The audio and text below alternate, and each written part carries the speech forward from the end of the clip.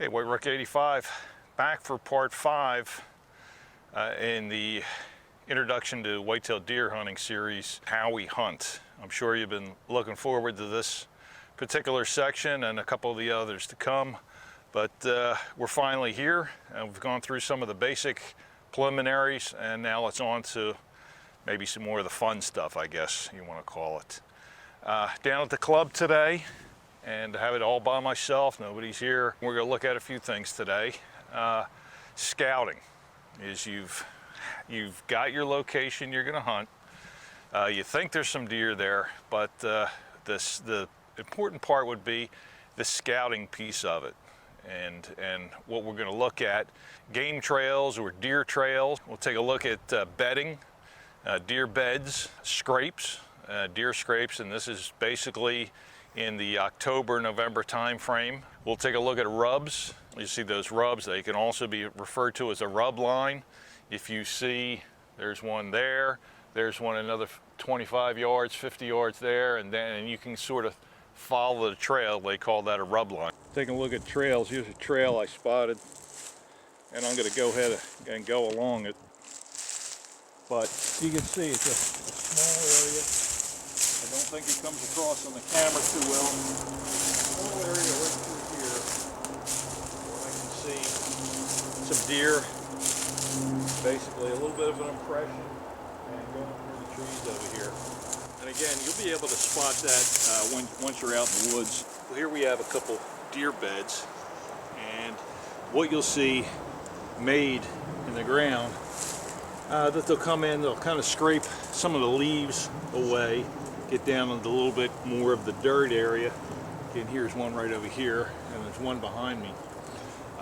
You'll see these, and if you have a doe, a couple fawns, you'll see a little bit bigger one, then you'll see a couple smaller ones, and maybe, if you get lucky, you'll see one off to the side, maybe a little bit bigger. That possibly could be a buck with them, or just another doe. Probably maybe a 2x1 area scraped out in the dirt. And this is where they'll go ahead and bed down. And deer, basically, they'll bed down during the day after about 9, 10 o'clock, and sit in those beds and chew the food that they've got last night, basically almost like a cow. Well, here's what we have. What will be a scrape. Of course, I simulated this myself, but basically this is what it'll look like. It'll be a lot bigger area than those beds just look like. Bucks do this in, again, October, middle of October, starting into November. You'll be able to tell, again, the difference between this and a bed, because the area is going to be a lot wider, a lot bigger. The bigger the area, usually the bigger the buck, is the case. You see small ones, it's usually maybe spikes or 4-pointers, but you see some bigger ones, you know there's some bigger deer. And that's not true all the time, but a lot of the time it is. You'll see the ground dug up kind of like this, and you'll be able to tell a couple ways. One, the odor coming off of it is basically what the bucks will do is stand in there, put their legs together, and then urinate down their legs. It'll go through the tarsal gland on the leg and put that scent into the ground for the does to find. It'll have that musky smell, and you'll just know. You'll see a lot of footprints in it. Again, beds you don't see a lot of footprints in, but the bucks will be scraping in here, and you'll see some footprints in here. Overhead, you'll see some branches like this. And again, this would be the licking branch, and when the buck's in there scraping, he'll go ahead and lick or bite on this, and you'll be able to tell sometimes some pieces will be broken away, but the times you'll find a scrape, you'll always find something over top of it, like this little holly branch. And here's an example of a rub. Not a real big tree, but you can see the bark is worn away on the tree that the deer has been rubbing his antlers on there. And again, you may find a single one of these, or you may find what they call a rub line. Let's take a look at food sources. And again, this should be part of your scouting, looking for food sources that the deer will be eating. There's about 4 or 5 different types. Of course, there's way more than that, but let's just go over the main ones. The first thing and major if you're in a big forest area that the deer will be eating is basically called browse.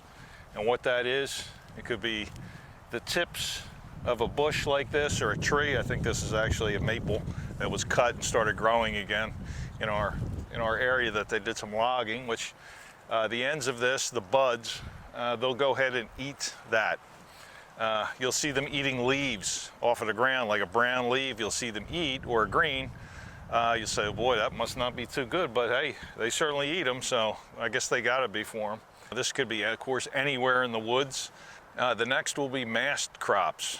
Mast crops is basically your acorn, what drops out of the trees. Acorns, chestnuts, could be an apple orchard set somewhere. In this area, like we're here, mostly pine, but if there was a section that I knew there was a lot of oak trees in here, when the acorns drop, that's where I would be off hunting. In that food source or close to that food source, again, trying to intersect the deer coming maybe from their bedding area into their food source. Farmers' fields, again, corn, soybeans, the deer will flock to those. The soybeans, as they start to come up, and the corn, they'll eat the tops of the corn even though the corn's not out yet. They'll be in there a lot, so you'll see a lot of stands set up along the edges of those farm fields, and they're hoping that the deer will come out of the woods into that farm field and have a chance to harvest a deer. In our area that we have, the mid-state section, we have that farm field there, and a lot of deer come out there. Basically, if you have a stand in and around there, you're almost guaranteed to see some type of deer every evening, just about. Food plots. Food plot would be like what we have up at the cabin, the clover field.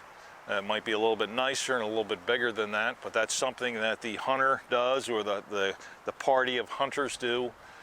Till an area and plant clover in there, turnips, some different types of grasses. There's all kinds of products out there for food plots for deer, but the clover can really aid in the antler growth. So having a nice big clover field and having them in and eat that all spring, all summer, your does are going to be healthier, your fawns are going to be healthier for the winter. Your bucks, of course, may be bigger, and you may get another inch or two antler growth off of that. So that's the basic food sources that we look at, and again, you want to try to intercept the deer coming from that, except maybe on the farmer's field, where you'll see a little bit more of maybe a blind or an elevated stand around the outside of that field. As far as types of hunting go, there's really stand hunting. You're standing in the woods or sitting in the woods.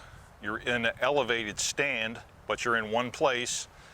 There's still hunting, and there's deer drives. A stand hunting on the ground. I'd be standing here with a rifle, of course. You clear the area below, and sorry about the noise. Clear the area where your feet would be so you don't make those leaf crunching sounds as I just did. And you can turn a little bit without making any noise, and you can tell the difference now after I got rid of some of those leaves. And basically you kind of be standing up against a tree, using the tree to break up your outline, kind of trying to blend into it. And again, if I had more camouflage on, except maybe my vest, and of course I got the hat on, you'd be able to be seen by hunters, but deer would have a harder time picking you out. So basically you're really just standing here kind of waiting for a deer to come by. You found the beds, you found the scrapes, you found the rubs, and you found food sources, and you want to try to intersect them coming and going from those particular spots. Food sources you can be a little bit more on top of. The bedding areas, the scrape areas, you may want to try to catch them in between those areas instead of going in there and disturbing them, where you might run them out and they might not come back. And kind of scanning the area, not trying to move your head too much, just trying to use your eyes.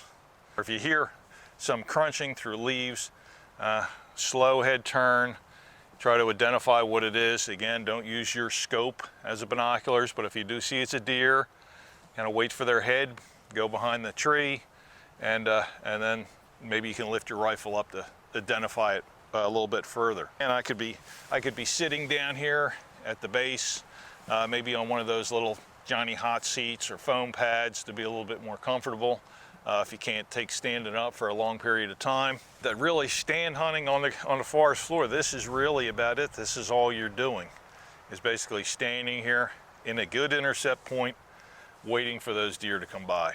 And here's the other type of stand hunting. This is a manufactured stand.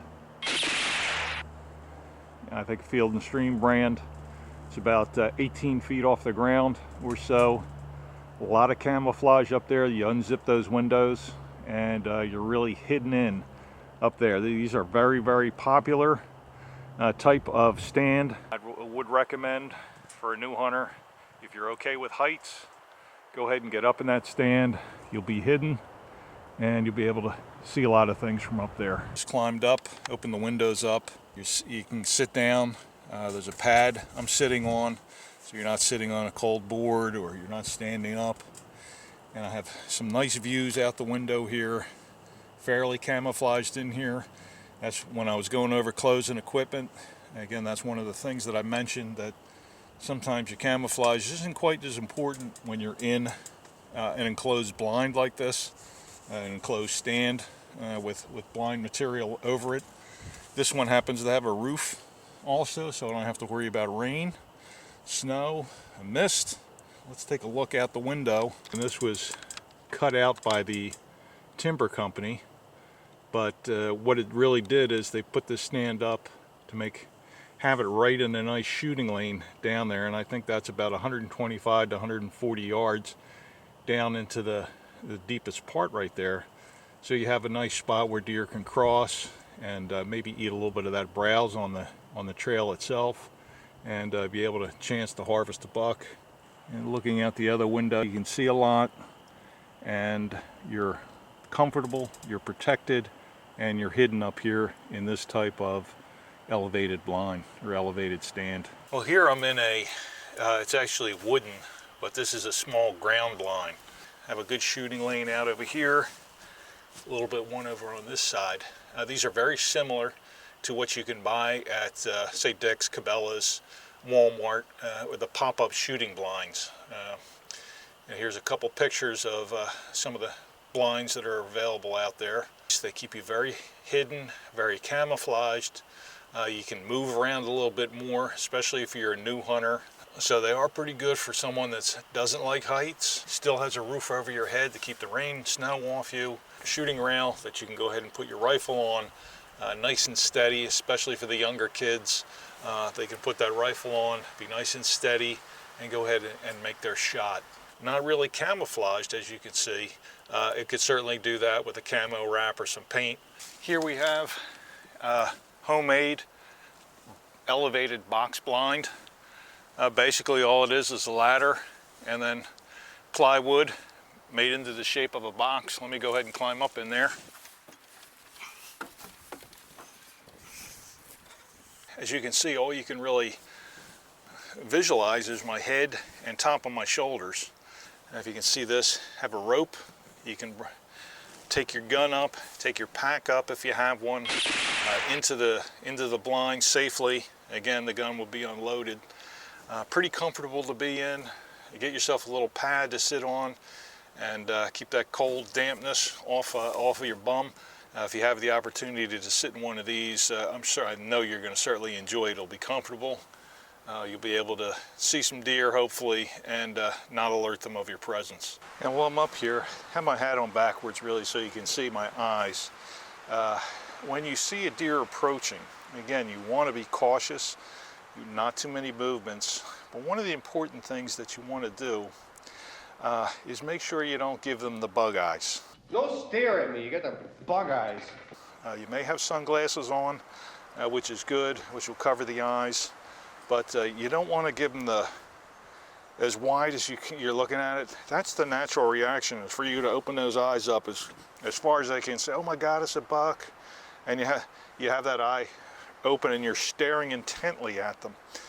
Really, you want to try to keep Not really looking them in the eyes here. I have a little bit of the bill of the cap, more of a head down, waiting for them maybe to put their head behind a tree so you can slowly put that gun up and make your shot. But you don't want to be really giving them the look. You don't want to be blinking at them because they may pick that up. They may blow at you. They may make the sound. It's basically trying to get a reaction out of you.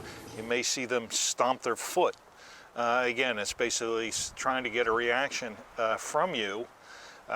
You stay very still, but you know that they know something is wrong and you got to be very, very still. Maybe they may calm down, or maybe you might see that tail go up, the white tail flag, and that it'll just run away, buck or doe, whatever. Well, let's go into a little bit of shooting hours, when to go in and out of the woods. Shooting hours is usually 1/2 hour before dawn. So if dawn is 6:30, shooting time will start at 6 o'clock. So that means you can legally shoot at a deer at 6 o'clock in the morning. You want to be in there certainly earlier than that. Get yourself set up, get yourself nice and quiet. Scan the area, listening. That's why preserving that hearing is so important, because you'll hear those deer a lot sooner than you're going to actually see them. You may hear them coming, and it'll alert you to be ready, and maybe have a chance to get your rifle not up looking at it, because you don't know if it's a man yet. You haven't identified the target yet, so you don't want to put the scope on it, but you know something's coming, so you have it set and ready. You have it in your hand, and then all of a sudden you see the brown in the legs. You know it's a deer. It's got its head down, and you can go ahead and slowly raise that rifle, check the scope, and see what it is. Some people will hunt all day in the same spot. And the more you're out here, the more things you'll need to bring with you. Again, that deer hunting, what to put in my deer hunting backpack video has really everything you need to stay out there all day. You're staying out there for a few hours. You know, you don't need as much. If you're staying out there from, say, 5:30 to 8:30 or 9 o'clock, you don't really need too much. Maybe a little drink or a little snack, but that's about all you need. You may go back to your car or truck at between 9 and say it gets dark at 5 o'clock. You may go out again at 2 o'clock in the afternoon and stay until dark, waiting for those deer to move, because they will move more at dawn and dusk than they will during the day. But of course, I have shot plenty of bucks between 9 o'clock in the morning and 2 o'clock in the afternoon. Plenty of daytime, lunchtime bucks, because they may move around, because you're still sitting here, but 4 guys over there moved, and they came out and went to their trucks, and they scared some deer over to you. So there is some good things about staying in the stand all day if you can do that. But if you can't, and you think you're going to be a little bit more refreshed and ready at those important times, go ahead and take that midday and kind of basically get some lunch, get some food. Still hunting, or we used to call it Indian hunting, or sometimes we still do call it Indian hunting. I'm not sure if that's allowed these days, but I don't really think you're making a mockery of Indians when you say you're Indian hunting. I think you're paying homage to them. But still hunting is basically you are moving through the woods at a slow pace, very slow pace, stopping at trees, hiding behind those trees, looking for movement, waiting, planning your footsteps so you don't step on twigs and branches, cause them to crack. And again, you move through the woods, and you might cover 200 or 300 yards, 400 yards. It might take you an hour. So you're not going to get warmed up by this. If you think, oh, I'm going to go ahead and still, I'm kind of cold, I'm going to still hunt and get warmed up. You don't really get warmed up by still hunting, because you're moving so slowly. And if you do start getting warm, you know you're moving too fast. So again, you want to kind of plan your route. All right, I'm going to move to this tree. Then I'm going to move to that pine tree over here. Then the next pine, of course, that's all we got down here. Slowly from spot to spot to spot in a certain area, hoping that maybe you intersect some deer, just some deer come wandering through the area. It is effective as long as you're moving slow. If you're going fast through the woods, you're making a lot of noise, a lot of movement, of course the deer are going to see you and you're not going to have as good a chance.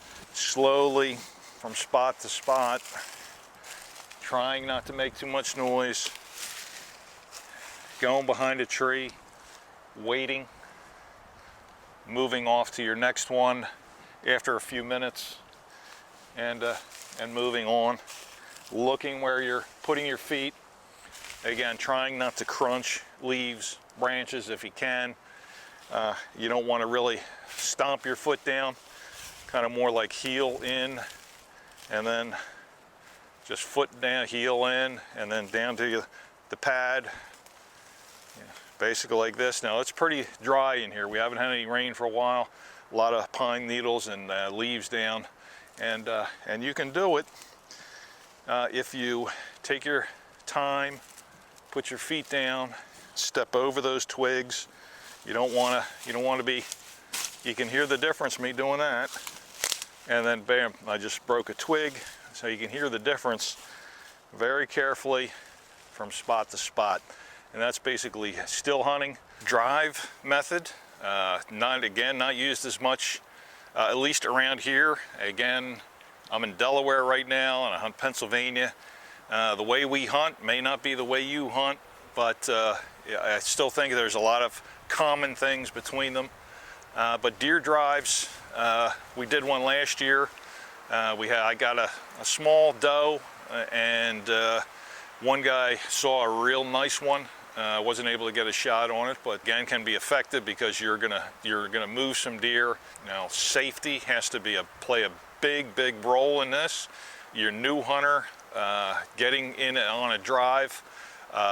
I'm not saying not to do it again, but I'm saying that you must exercise extreme caution, because you'll be lined up in a row of guys, maybe every 75 yards or so in a row. You'll have guys and girls, whatever, on the other side, and they'll be walking towards you.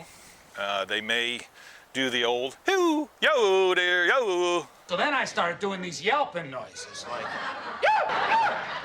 They may do a little bit of that. They could do what I like as a silent drive. As basically they just kind of start walking towards you and try to kick the deer up without really spooking them. A silent drive or a quiet drive can get them coming to you a little bit less pressure. They're still going to be on alert, they're still going to be looking around, but they're not going to be running in full gear past you.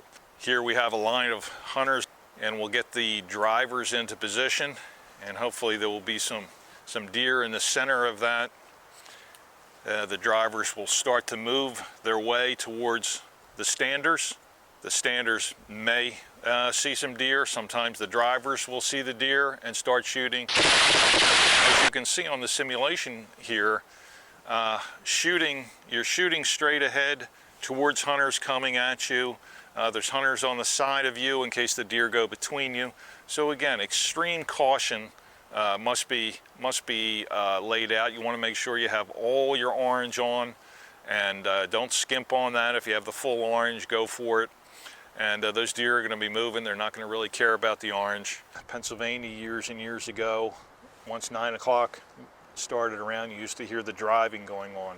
Guys would drive from say 9 to 11, then they would take that lunchtime off. They go back out, drive for maybe 1 to 2, and then post up for the rest of the day. Sometimes we call it posting or stand hunting. So you would post in the morning, drive in the midday, and then post in the afternoon. Now let's take a couple minutes to talk about different phases of the year. Early season, deer haven't been harassed. There hasn't been hunters in the woods for 6, 8 months, 9 months. You'll see a lot more deer. There'll be a lot more moving at different times of the day. That's the time of the year. You'll see a lot of them eating out in the fields at 2 or 1 o'clock in the afternoon.